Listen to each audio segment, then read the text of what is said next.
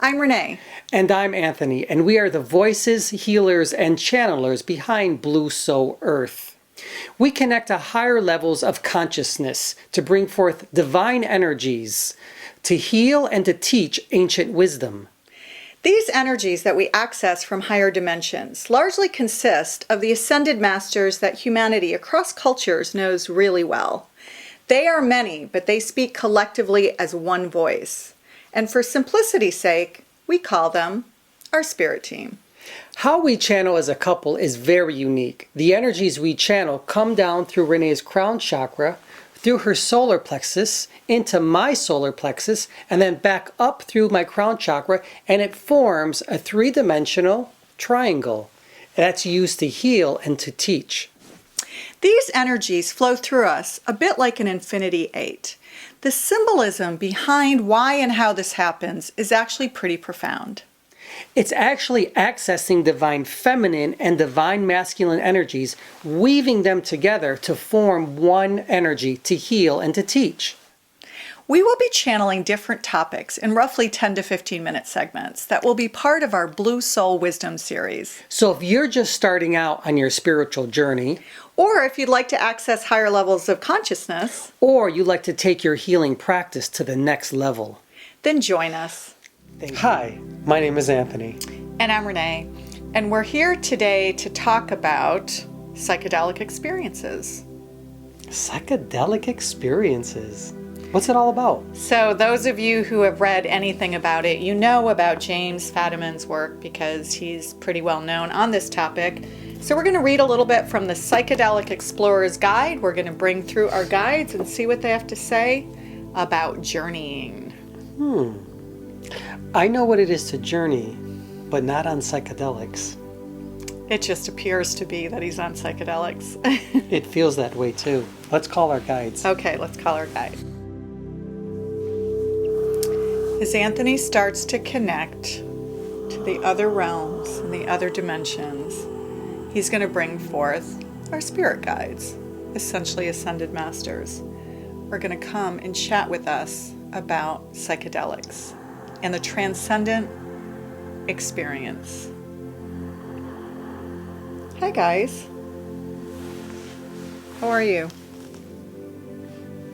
It's always an honor and privilege to be in your presence, Gaia. Thank you for receiving us. Thanks for being here, guys. You guys work through so many authors, speakers, artists, poets. We do work through them, you are correct, but not us personally, if we could say personally. But we understand psychedelics as a means to, a bridge, if you will, to get to a spiritual side, a consciousness that you're not familiar with or you're trying to connect to. We always say to you, no matter how you get there, just get there. Even if you do use psychedelics, be careful, but remember that you are of the light first.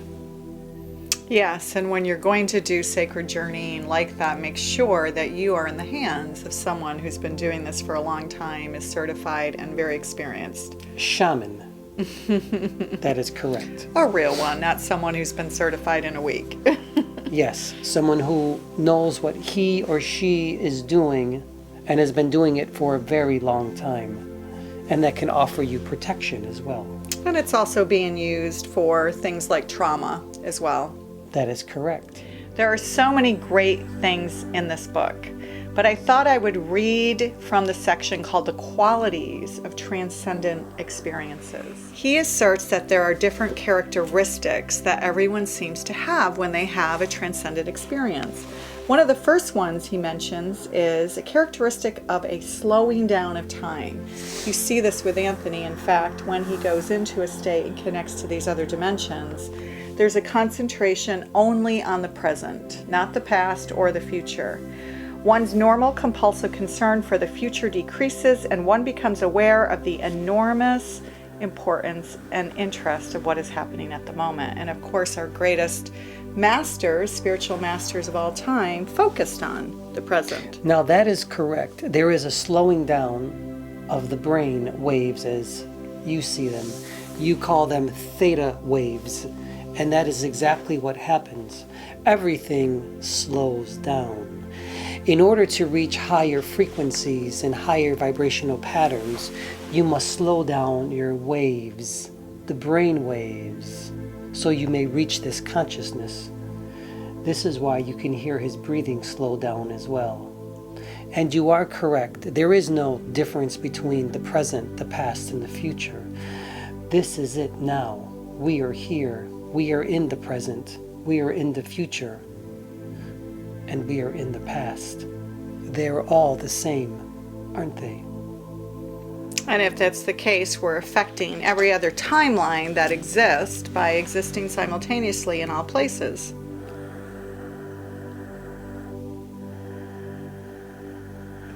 That is correct, because there is no present, there is no past, and there is no future. It's all one thing together. You can look at them as being separate if you want, but look at them as being in a circle, that they're all going around in a circular motion, affecting each other all the time. The hairs on your head are like different timelines. They're all together like this, but yet they're separate.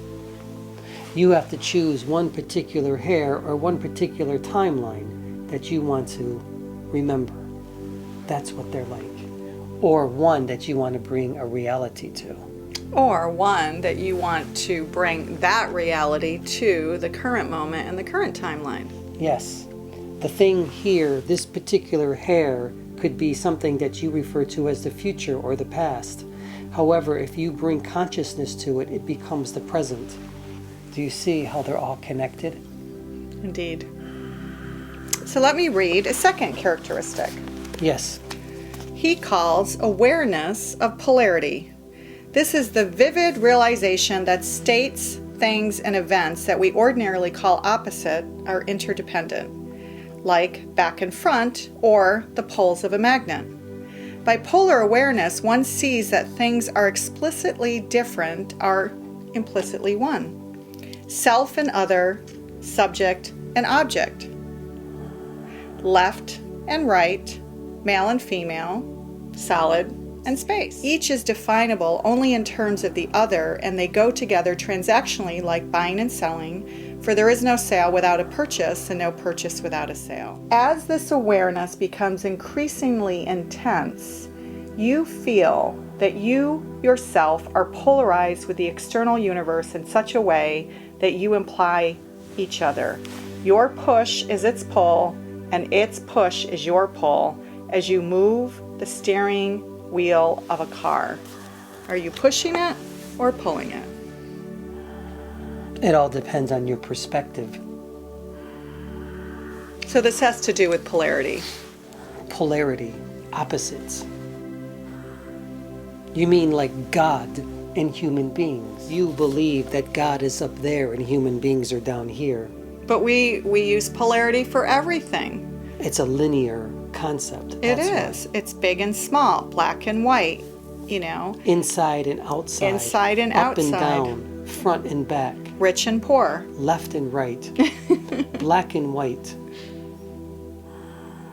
But you know as well as we do that there is no polarity. There are no south and north, east and west. You only use that to try to understand your own environments, your own consciousness. But the more that you begin to wake up, the more you start to understand, as this man has written, that they don't exist. That there is no God up there and human beings down here and sinners down further. That doesn't exist. But what does exist is the goddess in you, the goodness in you, the light that is in you. That there is no sinners as you think there are, but even those who we say are further from the light are still of the light. So there is no polarity as human beings believe, or what we should say have been led to believe, as a way of separating you and controlling. Don't you see? So true and well said. The third characteristic arising from the second is an awareness of relativity.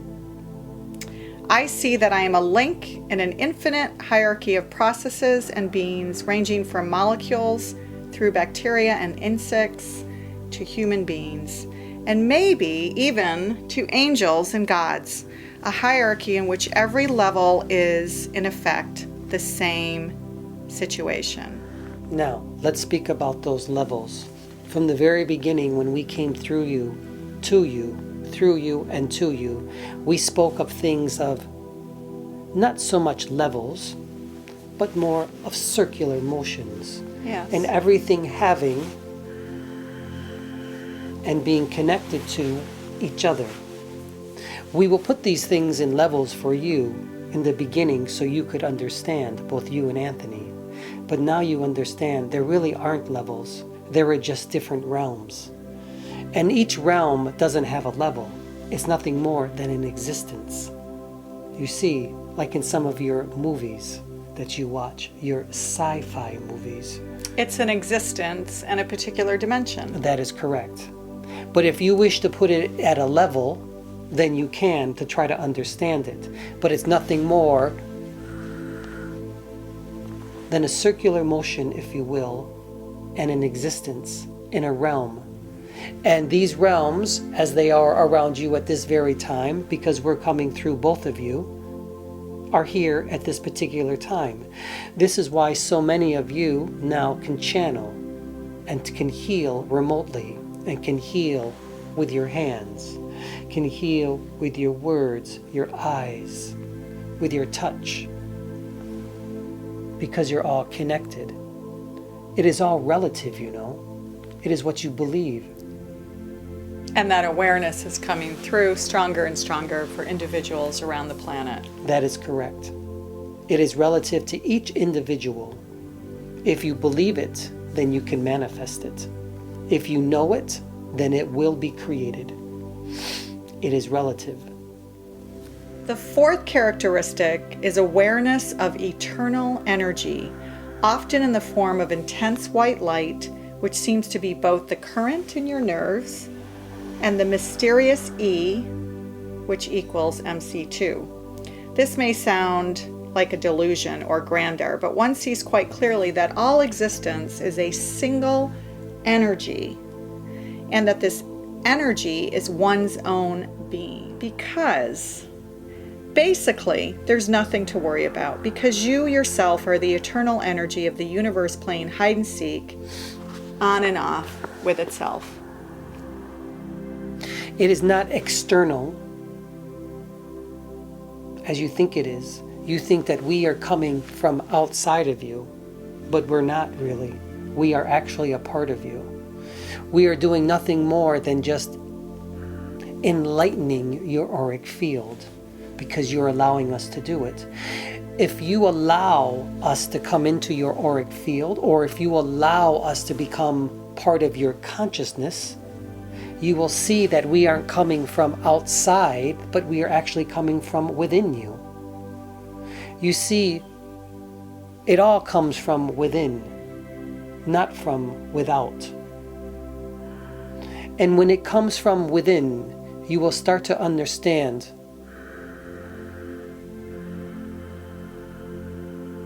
that everything is eternal, that there is no beginning and there is no end. And there is no death. No, there really isn't. We make a joke and sometimes say that this is death, even though it's not. But because of your mass, or your perception of your mass, it makes it difficult to be connected to universal consciousness and to have these psychedelic experiences. We tell you these things, however you choose to connect, please do connect. Because when you connect to us, you connect to you. And when you connect to you, you connect to universal consciousness, goddess or God. And connecting to your higher self sets you free. And with that, we will leave. Okay, thanks guys so much for coming through. Thank you again for having us. Peace be with you all. Thank you. Namaste. Namaste.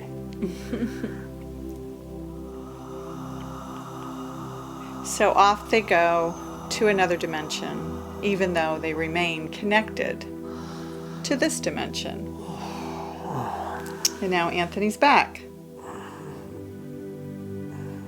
Now that's a journey without actually using psychedelics. Thank you for coming and sharing this time with us. Thanks so much, and we'll see you soon. Bye-bye now.